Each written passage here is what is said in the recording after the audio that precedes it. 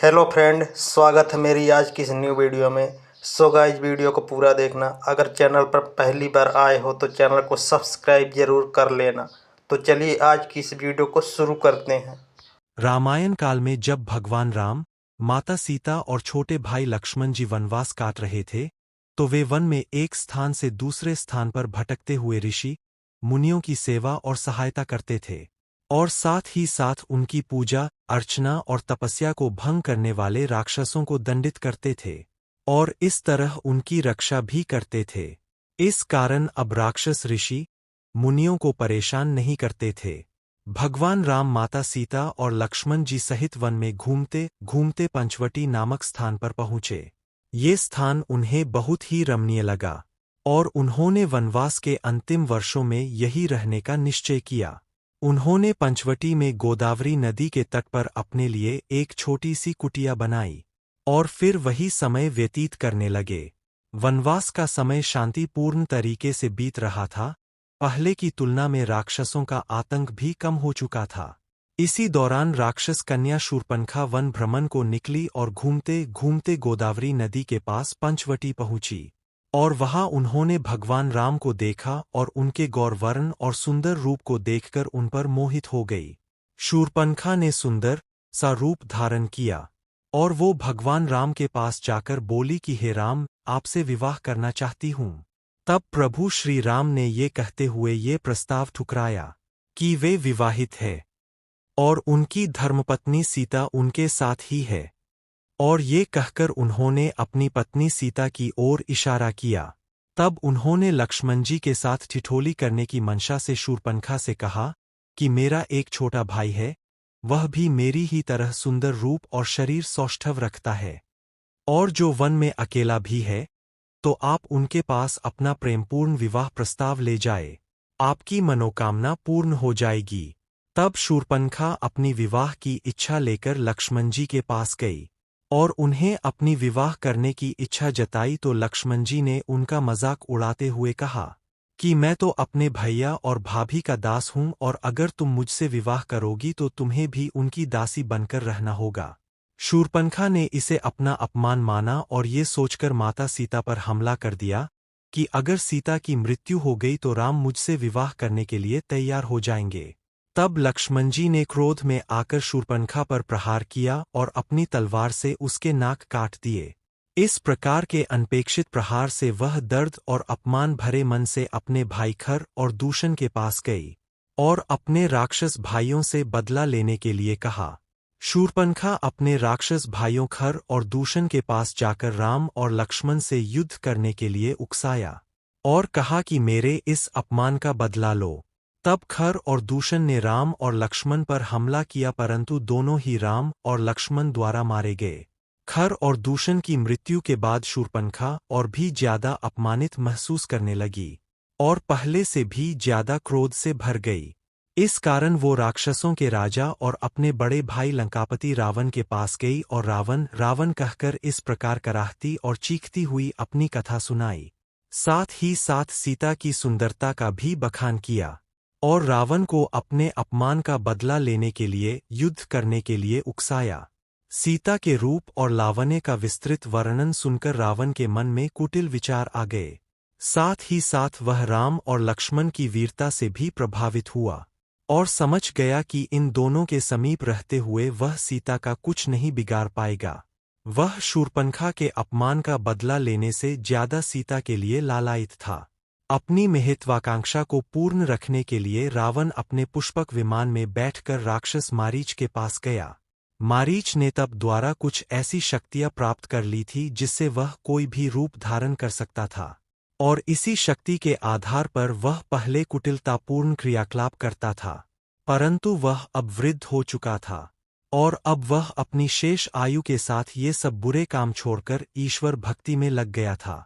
वह रावण की इस प्रकार की कुटिल चाल में शामिल नहीं होना चाहता था, परंतु रावण ने उसे अपने राक्षसराज होने का रौब दिखाया और अपनी चाल में शामिल होने के लिए तैयार कर लिया।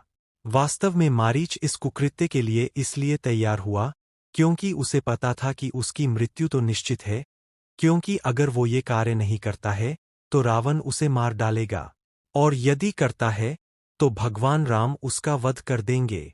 तो मारीच ने प्रभु श्री राम द्वारा मृत्यु का वरण करने का निश्चय किया।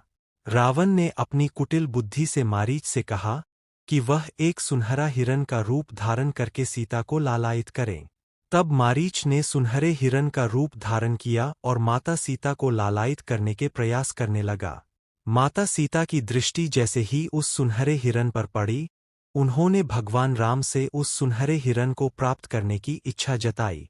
भगवान राम सीताजी का ये प्रेमपूर्ण आग्रह मना नहीं कर पाए और छोटे भाई लक्ष्मण जी को सीताजी की सुरक्षा का ध्यान रखने का उत्तरदायित्व सौंपकर उस सुनहरे हिरन को पकड़ने के लिए अपने धनुष बाण के साथ वन की ओर चले गए। उन्हें गए हुए बहुत समय व्यतीत हो चुका था, इस कारण माता सीता को अपने प्रभु की चिंता होने लगी कि कहीं प्रभु श्री राम पर कोई विपत्ति तो नहीं आ गई, और उन्होंने इस आशंका को लक्ष्मण जी के सामने प्रकट किया। तब लक्ष्मण जी ने उन्हें समझाया कि हे माता, आप व्यर्थ ही चिंता कर रही है। भैया राम पर कोई विपत्ति नहीं आ सकती और उनका कोई कुछ नहीं बिगाड़ सकता। परंतु माता सीता उनकी इस बात को समझ ही नहीं पा रही थी और जैसे जैसे समय बीतता जा रहा था, उनकी चिंता भी बढ़ती जा रही थी। संध्या का समय हो रहा था। प्रभु श्री राम उस सुनहरे हिरन का पीछा करते हुए घने जंगल में जा पहुंचे थे, और जब उन्हें लगा कि अब हिरन को पकड़ा जा सकता है, तो उन्होंने अपने धनुष से हिरन को निशाना बनाकर तीर छोड़ा। जैसे ही तीर मारीच को लगा, वह अपने वास्तविक रूप में आ गया और रावण की योजनानुसार भगवान राम की आवाज में दर्द से चीखने लगा, लक्ष्मण बचाओ, लक्ष्मण बचाओ। माता सीता इस कराहती हुई आवाज को सुनकर सीताजी ने लक्ष्मण जी से कहा कि तुम्हारे भैया किसी मुसीबत में फंस गए हैं और तुम्हें पुकार रहे हैं, अतः तुम जाओ और उनकी सहायता करो, उनकी रक्षा करो। ये सुनकर लक्ष्मण जी ने पुनः माता सीता को समझाया कि भाभी भैया राम पर कोई मुसीबत नहीं आई है और ये किसी असुरी शक्ति का मायाजाल है, अतः आप व्यर्थ ही चिंतित न हो। ये सुनकर भी माता सीता ने लक्ष्मण जी की एक न सुनी और उन पर ही क्रोधित हो गई और उन्हें आदेश दिया कि हे लक्ष्मण, तुम जाओ और मेरे प्रभु को सकुशल ढूंढ कर लाओ। माता सीता के इस प्रकार के आदेश के कारण लक्ष्मण जी को अपने भैया राम के आदेश की अवहेलना करनी पड़ी और वे प्रभु श्री राम की खोज में जाने के लिए तैयार हो गए। परंतु लक्ष्मण जी अपने भैया राम के द्वारा दिए गए सीता माता की रक्षा करने के आदेश को पूर्ण करने के लिए उन्होंने एक उपाय सोचा और उस उपाय के अनुसार उन्होंने कुटिया के चारों ओर एक रेखा खींच दी, जिसके भीतर कोई नहीं आ सकता था। फिर उन्होंने माता सीता से निवेदन किया कि भाभी, ये लक्ष्मण द्वारा खींची गई लक्ष्मण रेखा है, इसके भीतर कोई नहीं आ सकता और जब तक आप इसके भीतर है, आपको कोई हानि नहीं पहुंचा सकता। अतः मैं आपसे प्रार्थना करता हूं कि चाहे कैसी भी परिस्थिति हो, जब तक मैं अथवा भैया राम वापस न लौट आए, तब तक आप इसके बाहर अपने चरण न रखें। माता सीता इस बात के लिए सहमत हो गई और कहा कि ठीक है, मैं इसके बाहर नहीं जाऊंगी, अब तुम प्रभु को ढूंढने जाओ। इस प्रकार के वार्तालाप के बाद लक्ष्मण जी भैया राम पुकारते हुए वन की ओर चले गए। रावण, जो कि इसी अवसर की प्रतीक्षा कर रहा था कि राम और लक्ष्मण जी कुटिया से दूर जाए और वह अपने कार्य को पूर्ण कर सकें, वह माता सीता का हरण करने के लिए कुटिया के पास पहुंच गया। परंतु जैसे ही उसने कुटिया में प्रवेश करना चाहा, लक्ष्मण जी द्वारा खींची गई लक्ष्मण रेखा के कारण वह भीतर प्रवेश नहीं कर पाया। अब उसे अपनी योजना विफल होती हुई दिखाई दी, परंतु फिर उसने सोचा कि वह भीतर नहीं जा सकता, परंतु सीता तो बाहर आ सकती है, और इस योजना को सफल करने के लिए उसने एक भिक्षुक का रूप धरा। भिक्षुक रूपी रावण ने माता सीता को कुटिया से बाहर बुलाने के लिए आवाज लगाई, बोला, भिक्षान देही। माता सीता ने जब इस प्रकार की आवाजें सुनी तो वे कुटिया से बाहर आई और भिक्षुक रूपी रावण को भिक्षा देने लगी, परंतु वे अब भी कुटिया के भीतर ही थी और रावण उनका अपहरण नहीं कर सकता था। तब रावण ने एक और स्वांग रचा। रावण, जो कि एक सन्यासी भिक्षुक के रूप में था, क्रोधित होने का नाटक करके कहने लगा कि किसी सन्यासी को किसी बंधन में बंधकर भिक्षा नहीं दी जाती। आप इस कुटिया के बंधन से मुक्त होकर भिक्षा दे सकती है तो दे, अथवा मैं बिना भिक्षा लिए ही लौट जाऊंगा। रावण के इस कपट से अनजान माता सीता ने अत्यंत ही विनम्र भाव से कहा कि हे देव, मुझे आदेश है कि मैं इस कुटिया से बाहर न जाऊं, अतः आप कृपा करके यही से भिक्षा ग्रहण करें। परंतु इस बात पर रावण कहाँ राजी होने वाला था। अतः उसने और भी क्रोधित होकर माता सीता से बाहर आकर भिक्षा देने को कहा, और ऐसा न करने पर खाली हाथ लौट जाने को तैयार हो गया। तब माता सीता ने सोचा कि एक भिक्षुक सन्यासी का इस तरह खाली हाथ लौट कर जाना ठीक नहीं, और एक क्षण की ही तो बात है। ऐसा सोचकर वे लक्ष्मण रेखा से बाहर आकर भिक्षा देने को तैयार हो गई। रावण मन ही मन बड़ा प्रसन्न हुआ, और जैसे ही माता सीता लक्ष्मण रेखा से बाहर आई, रावण बड़ी ही शीघ्रता से अपने असली रूप में आया, और उसने माता सीता का अपहरण कर लिया, और उन्हें बलपूर्वक खींचता हुआ अपने पुष्पक विमान में बैठाकर लंका की ओर प्रस्थान कर गया। और इस प्रकार माता सीता का हरण हुआ। माता सीता इस क्षणिक घटनाक्रम को जैसे ही समझी, उन्होंने सहायता के लिए अपने पति श्री राम और देवर लक्ष्मण जी को पुकारा, परंतु वे उस समय बहुत दूर होने के कारण माता सीता की आवाज सुन पाने में असमर्थ थे। परंतु माता सीता ने इस विपत्ति के समय भी बड़ी ही बुद्धिमानी से काम लिया, और उन्होंने अपने जाने का मार्ग दिखाने के लिए स्वयं के द्वारा पहने हुए आभूषण धरती की ओर फेंकना प्रारंभ कर दिए, जिन्हें देखकर प्रभु श्री राम को उन तक पहुंचने का मार्ग पता चल सके। इसी बीच माता सीता सहायता के लिए भी पुकार रही थी, जिसे सुनकर एक बड़ा सा पक्षी उनकी सहायता के लिए आया। इस विशालकाय पक्षी का नाम जटायु था। वह रावण से युद्ध करने लगा, परंतु अपने बूढ़े शरीर के कारण वह ज्यादा देर रावण का सामना नहीं कर पाया, और फिर रावण ने उसके पंख काट दिए।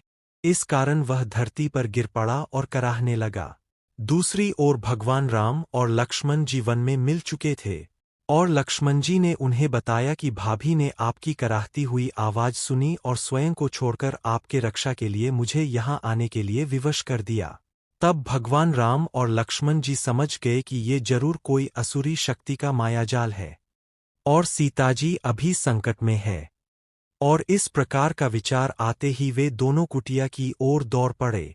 परंतु वे जैसे ही कुटिया में पहुंचे, वहां बिखरा हुआ सामान देखकर किसी अनहोनी की आशंका से भयभीत हो गए, और दोनों ही सीताजी को खोजने लगे, परंतु उन्हें कहीं भी उनका पता नहीं चला। तभी उन्हें माता सीता के आभूषण दिखाई दिए, जिसे भगवान राम पहचान गए कि ये तो सीता के आभूषण है, और वे उसी दिशा की ओर बढ़ने लगे जहां माता सीता के आभूषण मिले थे। आगे चलते चलते उन्हें और भी आभूषण मिले, और फिर कुछ ही दूर पर एक विशालकाय घायल पक्षी दिखा। यह जटायु था, जिससे पूछने पर पता चला कि माता सीता को राक्षसों का राजा लंकापति रावण हरण करके ले गया है, और इस प्रकार माता सीता के हरण की सही जानकारी उन्हें प्राप्त हुई। सो हेलो गाइज, आज की इस वीडियो को यहीं पर द एंड करते हैं। फिर मिलेंगे कल एक और नई वीडियो के साथ। तब तक के लिए बाय बाय। जय हिंद, वंदे मातरम।